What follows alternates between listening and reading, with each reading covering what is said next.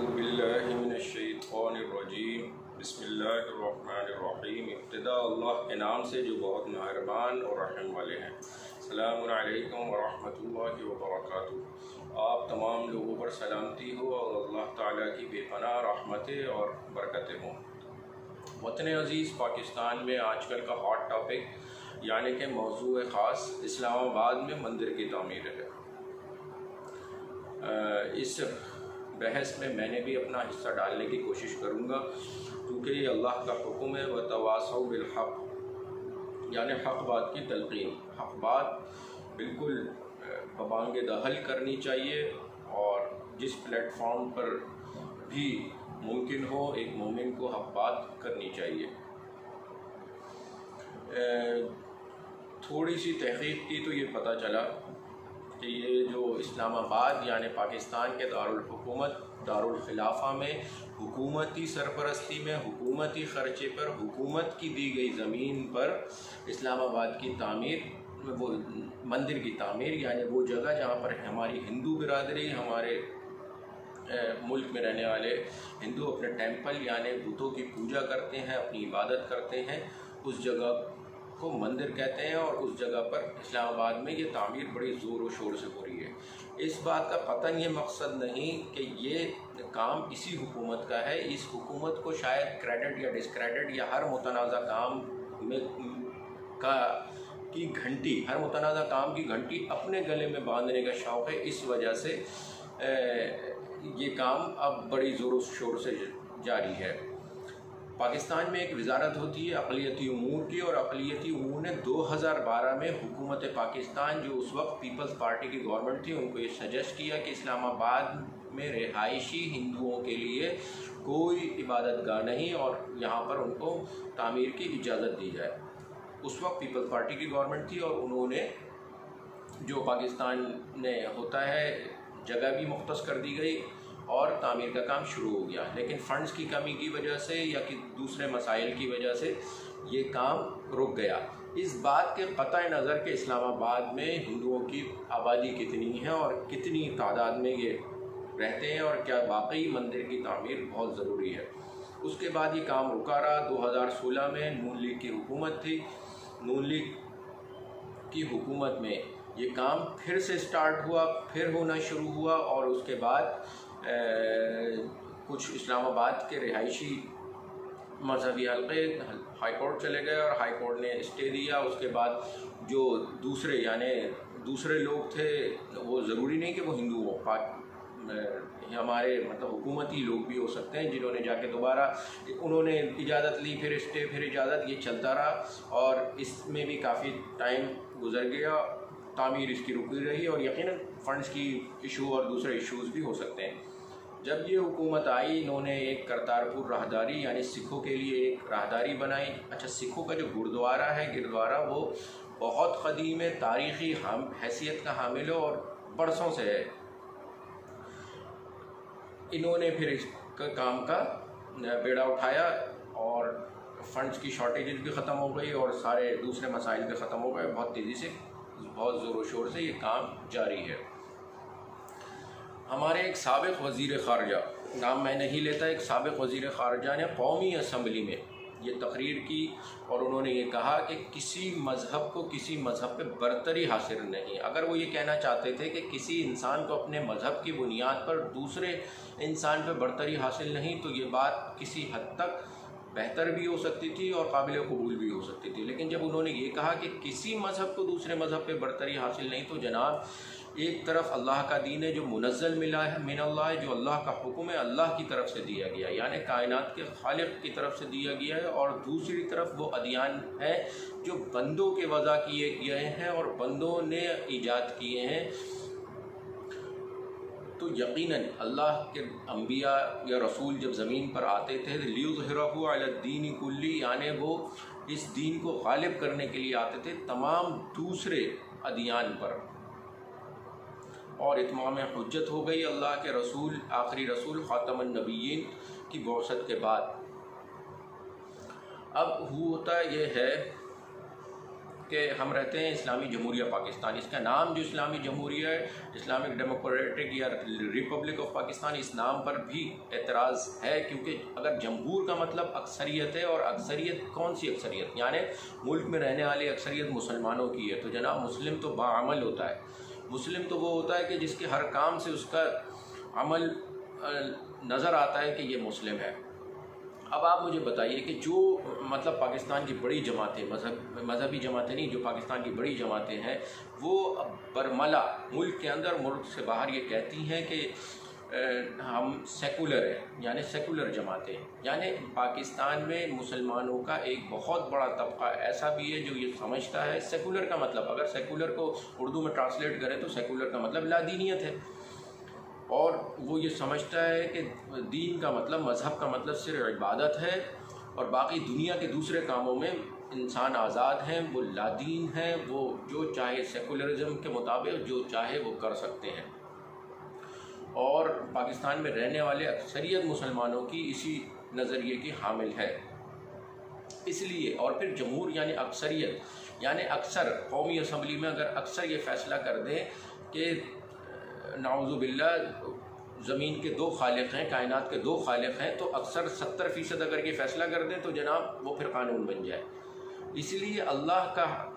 شریعت، اللہ کی احکام منزل من اللہ ہوتے ہیں کہ جس پر کوئی 2 رائے نہیں ہوتی، اور کوئی قانون اس کے خلاف نہیں بن سکتا۔ آپ یہ دیکھیں، میں نے ابھی مثال دی کہ پاکستان کے سابق فیڈرل وزیر خارجہ، یعنی وہ قومی اسمبلی میں کھڑے ہو کے یہ کہتے رہے کہ کسی مذہب کو دوسرے مذہب پہ کوئی برتری حاصل نہیں ہے، اور پھر اگر ہم قرآن میں پڑھیں تو اللہ تعالیٰ کہتے ہیں ان الدین عند اللہ الاسلام، اللہ کے نزدیک ایک ہی دین ہے اور وہ اسلام ہے، قابل قبول اللہ کے نزدیک صرف اسلام ہے۔ سورۃ المائدہ کی ایک آیت ہے وَتَعَاوَنُوا عَلَى الْبِرِّ وَالتَّقْوَى وَلَا تَعَاوَنُوا عَلَى الْإِثْمِ وَالْعُدْوَانِ، یعنی نیکی، بر اور تقوی، پرہیزگاری کے کاموں میں ایک دوسرے سے تعاون کرو، ایک دوسرے کی مدد کرو، اور وَلَا تَعَاوَنُوا، اور ایک دوسرے کی مدد نہ کرو، اسم اور عدوان یعنی گناہ اور سرکشی اور بغاوت، جو اللہ کے لیے بغاوت ہو، اللہ کے احکام کی سرکشی ہو، اس میں ایک دوسرے کی مدد نہ کرو۔ اچھا، میرے جیسے اور آپ کے جیسے عام مسلمان، ہم لوگوں نے واٹس ایپ پہ جو میسیجز آتے رہے کہ میرے ٹیکس کے پیسوں پر مندر نہیں بنے گا، اس کو فارورڈ کرتے رہے اور اپنا فریضہ ادا کرنے کی کوشش کرتے رہے، اور یہ پاکستان میں موضوع خاص ہے، یعنی ہاٹ ٹاپک ہے، اس لیے سب اپنا حصہ اس میں ڈال رہے ہیں۔ کیا میں پاکستان کے کانسٹیٹیوشن آف پاکستان کے مطابق، آئین پاکستان کے مطابق، ہندو اور مسلمان شہری برابر کے شہری ہیں؟ ایسا نہیں ہے کہ مسلمان کو کسی بنیاد پہ اس پر برتری حاصل ہے ہندو پر یا کسی دوسرے مذہب کے ماننے والے پر، ایسا بالکل نہیں ہے۔ اور دیکھیں قرآن میں اللہ تعالیٰ بتاتے ہیں الذین ان مکناہم فی الارض اقاموا الصلاۃ وآتوا الزکاۃ وامروا بالمعروف ونہوا عن المنکر، یعنی مسلمانوں کے اس طبقے کو الذین ان مکناہم، اگر اللہ تعالیٰ تمکنت دیتے ہیں، حکومت دیتے ہیں، وہ کیا کرتے ہیں؟ ان کا یہ فریضہ ہے اقاموا الصلاۃ، وہ صلاۃ قائم کرتے ہیں۔ ہمارے پاس حکمراں صلاۃ قائم نہیں کرتے۔ وآتوا الزکاۃ، وہ زکوٰۃ لیتے ہیں، یعنی نظام زکوٰۃ قائم کرتے ہیں۔ ہمارے پاس صرف جو سیونگ اکاؤنٹس ہوتے ہیں بینک میں، اس میں جو ہے حکومت ڈیڈکشن کرتی ہے سال میں ایک بار، اور اس ڈیڈکشن پر بھی اس کو بھی حکومت سرپلس منی، یعنی اس کو بھی منجمد نہیں رکھتی، اس پر بھی جو اضافی پیسے سود کماتی ہے، جو بالکل اللہ تعالیٰ سے بغاوت والا کام ہے، وہ ہمارے پاس ہوتا ہے۔ اس کے علاوہ امر بالمعروف ونہوا عن المنکر، یہ حکمرانوں کی ذمہ داری ہے۔ کیا پاکستان میں سرکاری میڈیا یا سرکاری طور پر ایسی کوئی تشہیر ہوتی ہے؟ بالکل بھی نہیں۔ فحاشی اور عریانی حکومت کی طرف سے پھیلائی جاتی ہے سرکاری میڈیا پر زیادہ تر، اور نیکی کا کام صرف یہ ہوتا ہے کہ آپ چندہ دے دیں فلانے ہاسپٹل کو، فلانے ادارے کو، فلانے جگہ کو، بس۔ اس کے علاوہ نیکی کا اور کام حکومت کی سرپرستی میں یا حکومت کی طرف سے نہیں ہوتا۔ اچھا، پاکستان میں جس طرح وزارت ہوتی ہے اقلیتی امور کی، اسی طرح وزارت ہوتی ہے مذہبی امور کی، اور مذہبی امور جس طرح وزارت حج ہے، اس کے علاوہ جو فیڈرل کے تحت، یعنی اسلام آباد میں مسجد ہے اور لاہور میں مساجد ہیں، اور اس کے علاوہ جو مزارات ہیں ان کے محکمہ اوقاف، یعنی وہ وزارت ان چیزوں کو سنبھالتی ہے۔ میں اگر کوئی 100 روپے کی چیز خریدتا ہوں یا 1000 روپے کی کوئی چیز خریدتا ہوں، کوئی بھی، جتنا ٹیکس 10 روپے یا 100 روپے ٹیکس اس پروڈکٹ پہ یا اس چیز پر میں دیتا ہوں، اتنے ہی ٹیکس ایک ہندو یا ایک غیر مسلم بھی دیتا ہے۔ یعنی ایسا نہیں ہے کہ مجھ سے حکومت زکوٰۃ وصول کرتی ہے تو غیر مسلم سے جزیہ وصول کرتی ہے اس کی پروٹیکشن کے لیے، یعنی وہ اس شہر میں، اس ملک میں رہتا ہے، اس ملک کا رہائشی ہے، تو اس کی بھی ذمہ داری حکمرانوں پر ہے، ایسا کچھ نہیں ہے۔ یعنی پاکستان کے آئین کے مطابق ہندو اور مسلم دونوں برابر کے شہری ہیں۔ اچھا جناب، کسی بھی جگہ یعنی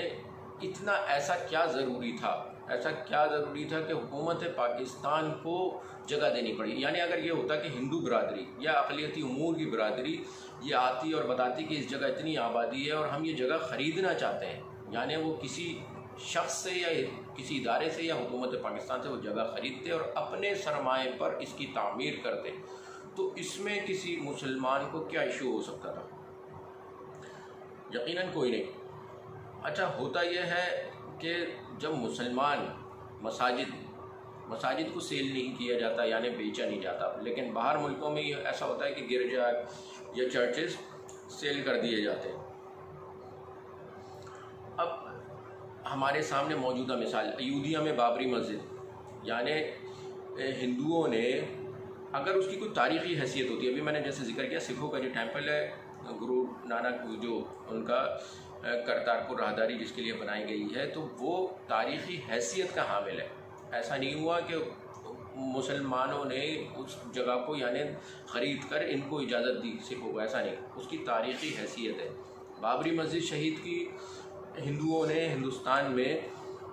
تو اس کے بعد انہوں نے وہاں کی سپریم کورٹ میں یہ ثابت کیا ہے کہ یہ ایودھیا کا یہ جو یہ مندر تھا، اس جگہ پر مندر تھا، اور جب شہنشاہ بابر نے اس جگہ کو فتح کیا تو انہوں نے یہاں پہ مسجد کی تعمیر کی، اور کچھ عرصے تک انہوں نے ہندوؤں کو بھی وہ جگہ رہنے دی عبادت گاہ، اور مسلمانوں کی مسجد کی تعمیر کی۔ لیکن انہوں نے یہ ثابت کر دیا وہاں کے جیسے بھی متنازع غیر متنازع، انہوں نے یہ ثابت کر دیا، تو وہاں کی سپریم کورٹ نے یہ فیصلہ دیا کہ مسلمانوں کو کوئی اور جگہ دی جائے عبادت کے لیے، اور وہ جگہ پر مندر ہی بنے گا۔ تاریخی حیثیت سے انہوں نے اس جگہ کو عبادت گاہ ثابت کیا۔ ابھی ٹرکی میں حال ہی میں ایت صفا یعنی وہ چرچ تھا، اور کسی بہت مشہور جو عیسائی حاکم تھے، یعنی انہوں نے اس علاقے کو فتح کیا، تو انہوں نے اس چرچ کی تعمیر کی تھی، ایک عالی شان چرچ بنایا تھا۔ اس کے بعد سلجوقی جو یعنی ٹرکش میں خلافت عثمانیہ قائم ہوئی، تو انہوں نے اس کو مسجد میں تبدیل کیا، اور اس کے بعد جب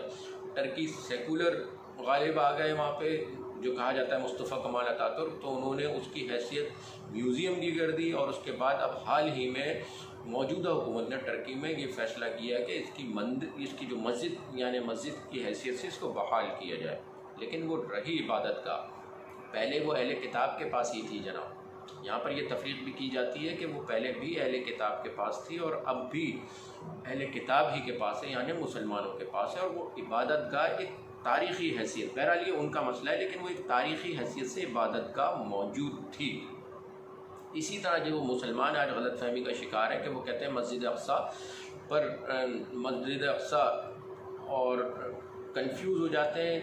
ملا دیتے ہیں مسجد اقصیٰ کو اور راک آف دی ڈوم جو ہیکل سلیمانی، وہ جو گولڈن جس کا گنبد ہے،